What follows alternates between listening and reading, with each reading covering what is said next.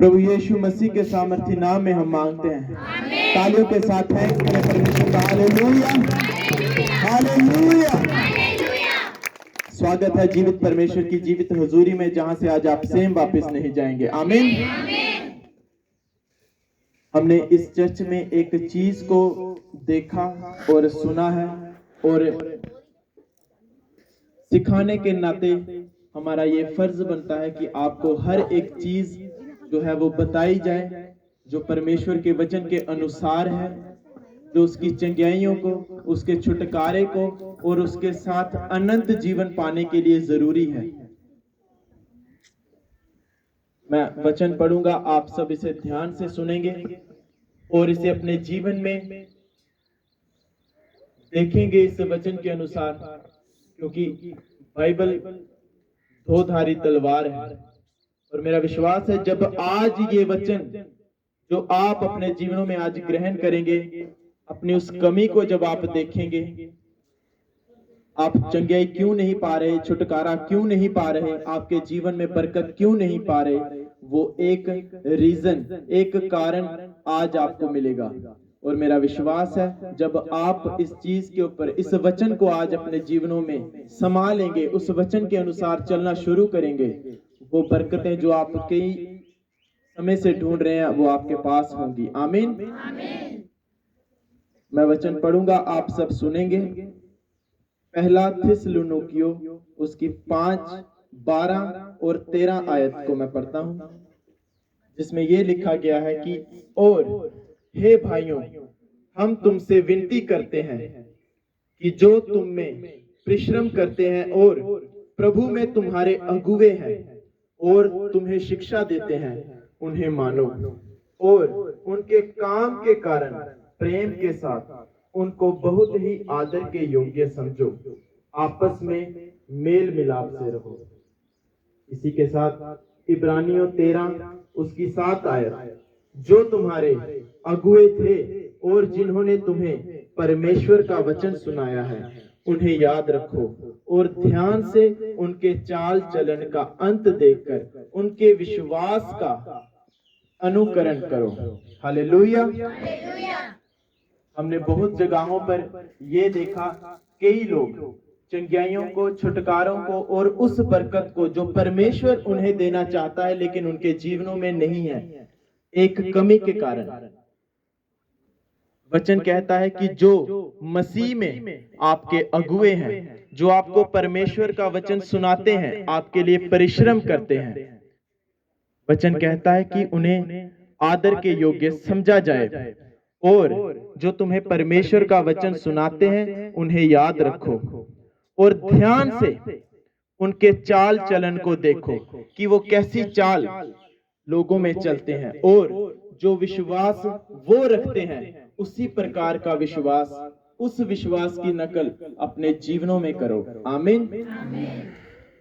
हम देखते हैं कि एक परिवार में, एक नगर में, एक जगह पर जब परमेश्वर अपने लोगों को खड़ा करता है, जब वचन के अनुसार, क्योंकि ये एक ऐसी कमी है जो बताना जरूरी है, क्योंकि इस कमी के कारण बहुत सी आशीषें, बहुत सी बरकतें जो परमेश्वर देना चाहता है लेकिन हम रिसीव नहीं कर पा रहे, ये कमी है। हालेलुया। वो यही है कि वचन कहता है कि जो तुम्हारे अगुवे हैं, जो मसीह में तुम्हें वचन सिखाते हैं, जो तुम्हें उस पर चलना सिखाते हैं, वह 2 गुने आदर के योग्य समझे जाएं और ध्यान से उनके चाल चलन को आप देखें और जो विश्वास अपने जीवनों में वो रखते हैं उसकी नकल आप अपने जीवनों में करें। एक परिवार में अगर किसी को, अगर छोटा भाई है, अगर उसे कोई बड़ी पोस्ट मिल गई है, अगर वो एक जगह का एमएलए बन गया है या सरपंच बन गया है, इस बात को ध्यान से समझे। अगर वो एक जगह का एमएलए या सरपंच बन चुका है, एक छोटा भाई और बड़ा भाई अगर उसे उसी तरह ले कि ये तो मेरा छोटा भाई है, याद रखें, जो फिर लोग कहते हैं कि ये औरों के लिए बड़े काम करते हैं लेकिन हमारे लिए ये कुछ नहीं करते। क्यों? क्योंकि वचन कहता है कि जिसका जो पद है, जिसका जो परमेश्वर ने जिसके लिए जिसे ठहराया है, उस पद के अनुसार उसका आदर किया जाए। हम देखते हैं जब वो लोग अपने और लोगों के लिए आशीषों का कारण बनते हैं, लेकिन परिवार में उनकी जब आदर नहीं है, वो उनको जब उस लेवल का नहीं लिया जा सकता जो परमेश्वर ने उन्हें दिया है, जब किसी संसारिक पोस्ट पर है, वो ब्लेसिंग, वो बरकत उनके द्वारा वो लोग अपने जीवनों में नहीं पा सकते। हालेलुया। उसी प्रकार परमेश्वर का वचन ये कहता है कि अपने अगुओं को ध्यान में रखो, उन्हें याद करते रहो, उनके लिए प्रार्थनाओं में रहो, और जैसी चाल चलन वो चलते हैं वैसा विश्वास जो उनके जीवनों में है उसकी नकल की जाए। परमेश्वर का वचन बाइबल में बताता है कि जब एलिया, जो एक बहुत बड़ा नबी था, एक दास जो उसके कहने के अनुसार चलता रहा, परमेश्वर ने जब उसके जाने का समय आया तो उस एलीशा नबी को परमेश्वर ने 2 गुने मसे के साथ, जो उसके दास, जो उसके अगुए के ऊपर था, परमेश्वर ने उस जो उसकी सेवा में था, उसके वचन के अनुसार, उसकी आज्ञाओं के अनुसार चलता था, उसे डबल मसे के साथ ब्लेस किया। कुछ बरकतें हमारे जीवनों में, जैसे आप पास्टर जी से ले हैंड करवाते हैं, आप सारे लोग ले हैंड करवाओ, लेकिन एक खास चीज है जो ले हैंड के जरिए आपके जीवनों में जाती है, वो ये है जो परमेश्वर के दास, उनके अगुओं पर जो मसा परमेश्वर ने दिया है वो आपके जीवनों में प्रवेश करता है। जो विश्वास उनका है, जो प्रार्थना करने की सामर्थ परमेश्वर ने उनको दी है, जो वचन पढ़ने की सामर्थ्य दी है, जो चंगाई का मसा उनके ऊपर है, जिस भी प्रकार के परमेश्वर ने दान वरदान अपने लोगों को दिए हैं, जब वो आपके लिए प्रार्थना करते हैं वो आपके जीवनों में ट्रांसफर होती है। लेकिन कमी कहाँ रहती है? जब आप अपने अगुओं को, जो परमेश्वर में आपको वचन सिखा रहे हैं, जो उसके अनुसार अपने आपको बता रहे हैं कि किस प्रकार हमें चलना है, आप उनकी जब नजरअंदाज करते हैं, और सबसे बड़ी गलती जहां पे हम करते हैं वो ये है कि जब हम उन्हें अपने जैसा समझने लगते हैं कि ये भी तो एक इंसान ही है। नो, परमेश्वर का वचन कहता है कि जो मसीह में तुम्हारे अगुए हैं वो एक दूत है, स्वर्ग दूत है, जो आपको मसीह के मार्गों पर चला रहे हैं। अलग अलग लोगों के लिए परमेश्वर ने अलग अलग चरवाहे रखे, अलग अलग अगुए रखे, ताकि कलीसिया बरकत पाए। लेकिन इस खास चीज के कारण आज कलीसिया बरकत नहीं पाती है, जब वो अपने अगुओं को, जो उनको मार्गदर्शन करते हैं, जो उन्हें सिखाते हैं, उनको आम इंसान जब समझते हैं और ये देखते हैं कि ये भी हमारी तरह इंसान है। आप एक बात याद रखें, आपके अगुए, आपको जो जिन्हें आप अगुआ मानते हैं, जो आपको वचन सिखा रहे हैं, जो आपके लिए प्रार्थनाओं में है, आप वो चाहे आपको दोस्त कहें, चाहे आपको बेटा कहें, आपके साथ हंसें, मजाक करें, वो उनका परमेश्वर में आपको सिखाने का एक तरीका है। लेकिन जिस तरीके से आपको अगर वो सिखा रहे हैं, आप भी अगर उन्हीं के साथ फैमिलियर हो जाएं, रल मिल जाएं, जैसा आपके साथ वो कर रहे हैं आप भी उनके साथ करें, आप उस ब्लेसिंग को रिसीव नहीं कर पाते। वो आपके मेंटर, आपके अगुए आपके कांधे पर अगर हाथ रखकर आपको सिखा भी रहे हैं, बता भी रहे हैं, मजाक में कर रहे हैं, आप उनके कांधों पर हाथ रख के उन्हें नहीं बता सकते। एक रिस्पेक्ट है जो परमेश्वर ने अगुओं के लिए ठहराई है।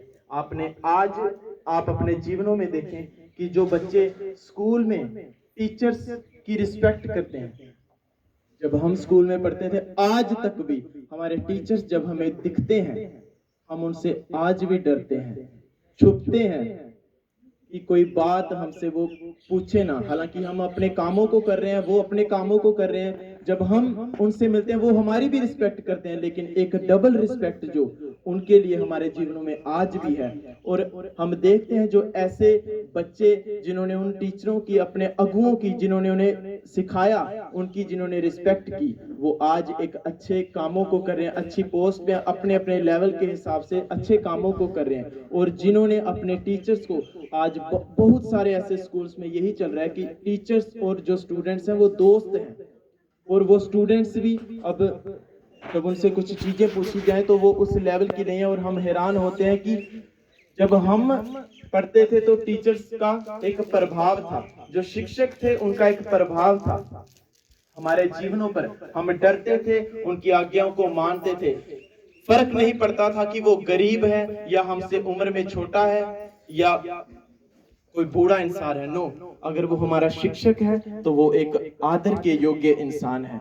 उसी तरह वो शिक्षक आपके घर से भी पैदा हो सकता है, आपके नगर से, आपके मोहल्ले से, आपके परिवार से भी पैदा हो सकता है। जब परमेश्वर ने उस शिक्षक को आपके लिए, जो आपके अगुए हैं, ठहरा दिया है, तो याद रखें वो छुटकारा उसी के द्वारा आपके जीवनों में प्रवेश करेगा। आज हम देखते हैं बहुत सारे लोग, खासकर जब हम देखते हैं कि जो एक जगह के होते हैं उनके लाइफ में ब्लेसिंग्स की कमी है, और जो अलग से है, जो अपने अगुओं को चाहे उम्र में छोटा है चाहे बड़ा है, अगुए की तरह ले रहे हैं, उनके जीवनों में आज गवाहियां बढ़ रही हैं। और जिनके जीवनों में इस चीज की कमी है वो गवाही को अभी भी तरस रहे हैं। हो सकता है बाकी कामों में वो अच्छे काम कर रहे हों, लेकिन एक चीज की कमी जो परमेश्वर चाहता है सब में होनी चाहिए। ये नहीं है कि जो सेवा में ही है या आज उनके साथ चल रहे हैं अगुओं के, वही रिस्पेक्ट करेंगे, वही जो है उनके चाल चलन को देखेंगे। नो, वचन कहता है कि जो भी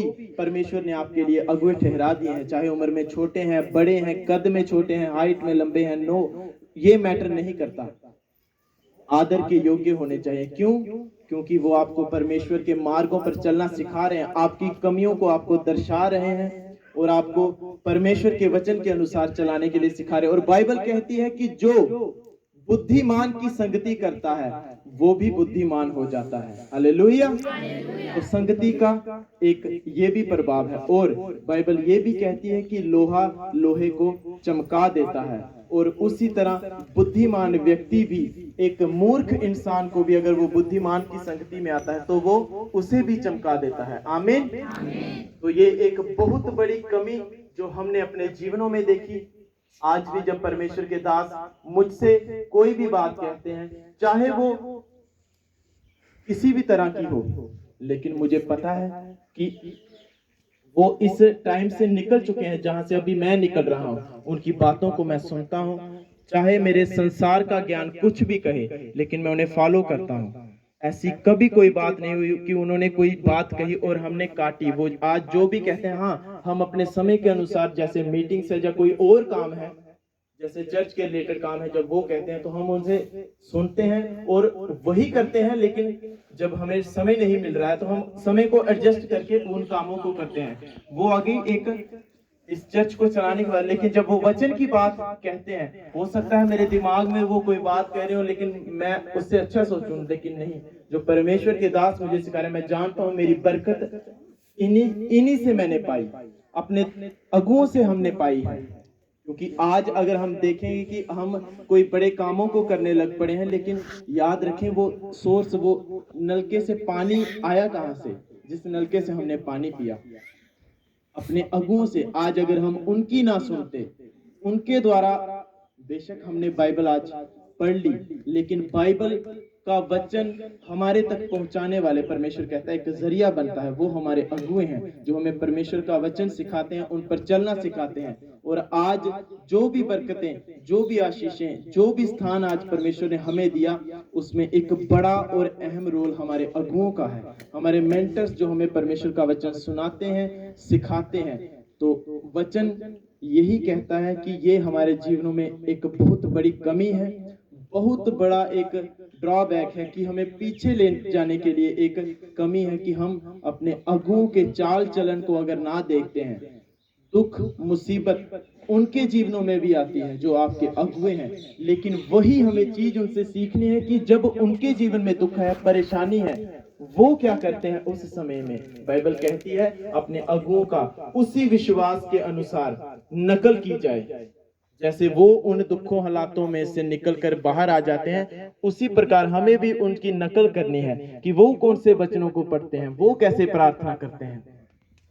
तो ये है कि हमें अपने अगुओं की, जो भी हमें परमेश्वर का वचन सुना रहे हैं, सिखा रहे हैं, उनकी इज्जत करनी है, उनके विश्वास के अनुसार हमें चलना है। और जब ये हमारे जीवनों में आता है, जो ग्रेस, जो मसा उनके ऊपर है, जो आपके अगुए हैं वही आपके ऊपर। फिर आपको उस ग्रेस को मांगने की जरूरत नहीं है कि परमेश्वर मुझे मसा दे, मैं ये काम कर पाऊं। नो, जब आप अपने अगुओं के साथ रिस्पेक्ट के साथ हैं, ईमानदारी के साथ हैं, वफादारी के साथ हैं, वो चीजें जो आपके मेंटर्स के ऊपर है, आपके अगुओं के ऊपर है, वो आपके ऊपर ऑटोमेटिकली आएंगी ही आएंगी। जैसे आप अपने अगर माँ बाप का आदर सही तरीके से कर रहे हैं, फिर उनकी प्रॉपर्टी को, उनकी चीजों को आपको मांगने की जरूरत नहीं है, वो आपके पास ही आएंगी। लेकिन अगर आप उनके कहने से बाहर हैं, हो सकता है आपके माँ बाप आपको फारगती दे दें, आपको घर से बाहर निकाल दें।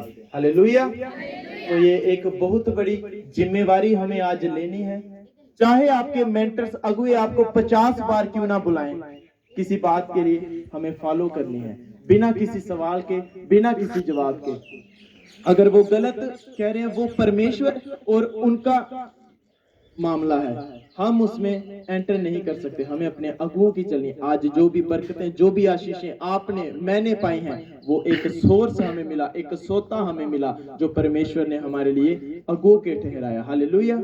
उसी प्रकार जो भी अगुए आपके जीवनों में, आप जिन्हें मानते हैं, जो आपको परमेश्वर के वचन के कामों के अनुसार चलना सिखा रहे हैं, चाहे आपको डांट रहे हैं, अगर आप उस डांट को डांट की तरह ही लेंगे, आप बरकतों को पाएंगे। अगर आप उस डांट को अपने लेवल पे किसी युद्ध के लिए उनके साथ आ जाएंगे, एक बहुत बड़ी गिरावट जो है आप अपने जीवनों में देखोगे। और मेरा विश्वास है ये वचन आज आपके जीवनों में, आपके हृदयों में समा गया है। आज से अगर आप इस वचन को आज आप फॉलो करना स्टार्ट करेंगे, मेरा विश्वास है बड़ी बरकतें, वो बरकतें जो आपके जीवनों में आ नहीं रही थी, आज से आपके जीवनों में एंटर करेंगे। आमीन।